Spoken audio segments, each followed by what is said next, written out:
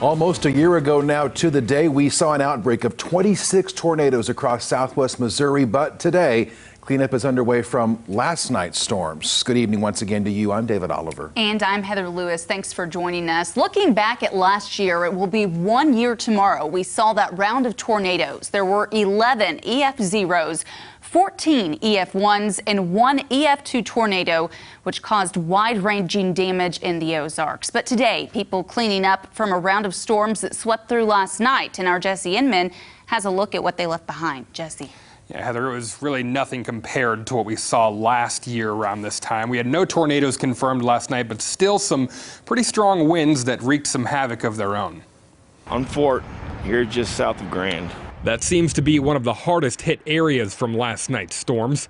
Lee REBERT got the chance to survey the scene in his neighborhood today after what he describes as an unusual night. Quite a vibration, quite a ruckus, different than any other feeling of any other storm.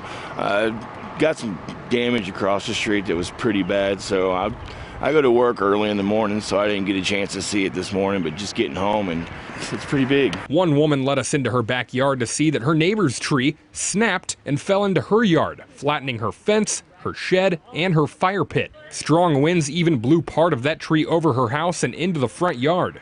Across the street, MEJIA had to recruit the help of a friend after a tree was reduced to mostly debris, thanks to winds that were as high as 66 miles per hour in Springfield. He actually sent me some pictures last night, right when the storm was over, and he was like, man, can you come and help me out with this? We had this tree back here. There was a huge branch that fell.